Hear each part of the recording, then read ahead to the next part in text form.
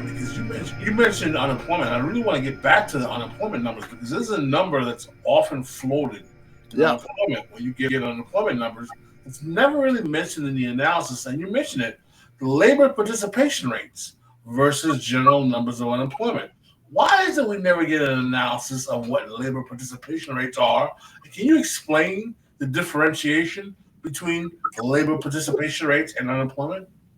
Yeah, labor force participation rate is just the number of workers who are actually in the labor force. You see, um, the civilian labor force is made up of those who are actually working or looking for work. Right, you got to be out of work looking for work, or you got to be working. That's the 167 million.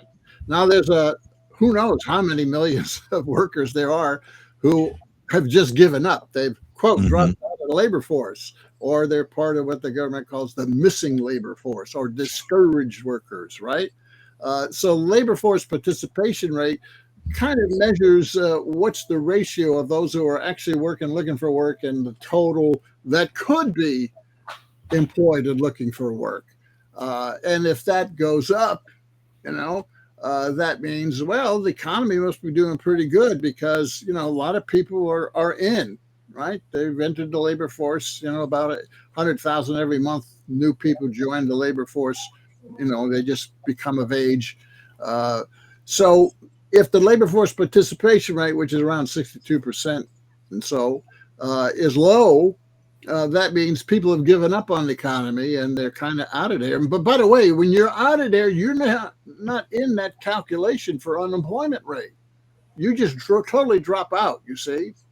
If we added the 5 million, I don't know how many now, who've dropped out into it, the unemployment rate would, double, triple. Uh, they don't count them purposely.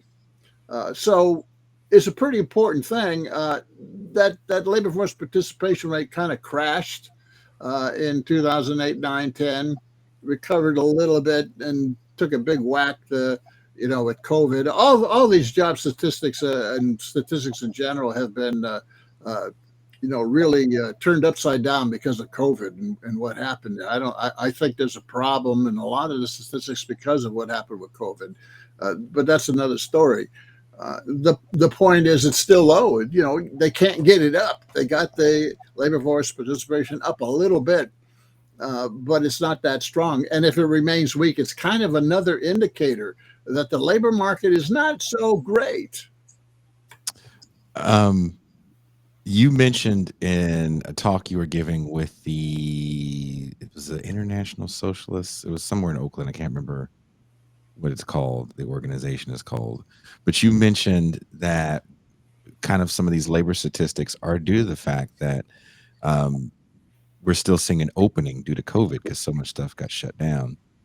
And there's been no delineation between, oh, these are just people returning back to work that didn't have work during the shelter in place. Um, Go ahead. Yeah, well, let me dwell on that point. People who have returned to work in the fourth quarter of 2019, right before COVID, right? How many people did we have in the labor force um, that were full time? Full time. They don't have the data on the part timers. 118,450,000 in December 2019. When COVID shutdowns hit, we lost about 14 million jobs. 2020 alone, 14 million jobs permanent. We lost them. They shut down, right? Probably around 30 million people at one time or another were unemployed during 2020. I mean, it was huge, right? Uh, we didn't get back to that 118 million full time jobs now. We put the part time aside. We didn't get back until the second quarter, the summer of 2022. Now, keep in mind, uh, Biden is in office for 18 months by then. Yeah. So we gained back the 14 million that we lost since 2022. The economy has grown to about full timers now, about 121 million. So what we've done under Biden is we recover jobs lost. Uh, in other words, he didn't create those jobs. Those were jobs that got shut down and people came back to work. But he said, Mhm. "Oh, I created these jobs." He claims 14 million jobs he created. No, no, you can only count what you created new from the point at which you reached where you were before COVID hit and the shutdowns occurred. Well, since the summer of 2022 here, there's been about 2.7 million jobs. Now, you've got to deduct from that the typical 100,000 people enter the labor force because they turn 16, 18, and whatever, right? So you can't really say I created them. They were coming in anyway, right? Uh, the point is, it's not 14 million jobs. At the very, very most, over the last 30 months, it's 2.7 million. That's That's a it. huge difference. Yeah, you can't claim 14 million. The economy shut down and it just reopened and people came back to work. The jobs were there. They Mhm. weren't created. They were there and people just, came back to those jobs. So, it's really spinning the narrative there. And it's really a misrepresentation that he created all those jobs. At the very most, he's created 2.7 million, not 14 million. And that almost 2 years ago, over 2 years, the 2.7 million. How would you rate? Here's another statistic I think people should keep in mind. What kind of jobs, what occupations were created? Where are these jobs and in what occupations, right? Uh, if you look elsewhere in the government data, uh, since 2007, before the Great Recession, uh, 9 million jobs in business professionals, 8 million jobs in managers, 17 million jobs, managers and professionals, software engineers and whatever, right? Doctors, Mhm. etc. 17 million. All the other categories, production, construction, Mhm. office workers, they're down since 2007. They're less today than they were then. Wow. I mean, that's another fact from these government statistics that people ought to keep in mind. We're when he says we're creating jobs, you're not creating jobs for the average typical worker in this country for manufacturing, Mhm. or construction, or office work or whatever. What are you creating jobs for then? Just the gig economy and part-time work? Well, yes, a lot of it is part-time service jobs, right? For the median and below, uh, at median income and below, and you know the top jobs, professional jobs, technical jobs, technology, and management, right? Mhm. Those are the jobs that are mostly been created, and those are mostly the full-time jobs. Okay, so you see that reflected in the wage structure.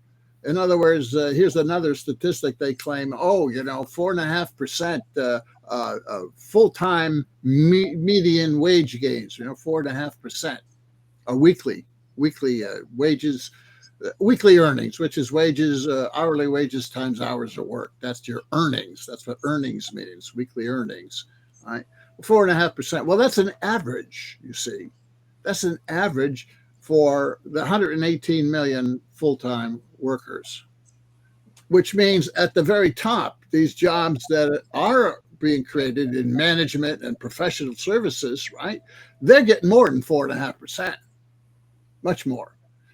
Those at the bottom are getting nothing unless they're in one of the states in which they raise the minimum wage. They got a bump too, which is about half of the states. Half of the states, they're still at this incredible $7.25 an hour, right? Mhm. Minimum wage. And there's like 25 million people down there, right? So some of them got a little boost at the bottom. At Yeah. the top, they got a big boost because they're in these occupations we're talking about. But everybody else in the middle is not getting. They didn't get 4.5%. They're getting much less, if anything. And that's what's called the real wage, which is adjusted for inflation, which is underestimated. Inflation's underestimated. So even at 4.5%, simply because of the inflation adjustment, is not accurate. Another way to look at it is, what was the real wage back in 1983? The real take-home wage adjusted for inflation back in 1983, because that's the base year that the government uses. Well, it was 365 or $362 a week. Now that's adjusted for inflation. All right. Mhm. By the fourth quarter of 2019, it was $362 again, Adjusting for inflation? adjusted for inflation. It Yeah, hasn't moved. it didn't move from 83 to 2019. What is it today? I don't know. $371. Really? So adjusted for inflation, using the government's base year for adjustment, 82, 83, right? The real wage, right? The median real wage, right in the middle. Okay, Mhm. the median. We're not talking about averages now. We're talking about median. What they're really getting, right? Mhm. The group, 50% plus one, the median. $9, $9 raise per week. If you're a full-time worker, if part-time is probably worse. Uh, since 2019, $9. Now, we hear all this talk in the Beltline there about, oh, gee, these statistics, the economy is so good. Why isn't all these polls show that people don't agree with us? The people, believe out there that, hell, it's not so great. There's this big, I don't know, split between what the politicians think, right, based on their selective statistics that they cherry pick, and what the real world people out there, the rest of us, are really experiencing. And they can't figure out why they don't, they're saying, oh, well, gee, maybe we need to educate them better. You don't need to educate them. They know what the hell they're paying for and what they're making. Right? So that's a reflection of it. You know, uh, Biden says, oh, we brought inflation down the last 6 months. Well, people were thinking about, the last 3 years. And even the CPI, which is underestimated inflation, is up 22%. That's what they're remembering. They're remembering, I'm paying 22% more. Mhm. My rent went up 50%. Yeah. When I go and repair my car, it's twice the amount that I was paying. My auto insurance is up 60%. Food is up. This is what they're remembering. This is what inflation means to the real people out there. It's not this number that the government spins and tries to say, oh, it's a great world. The economy is doing very well. Anyway.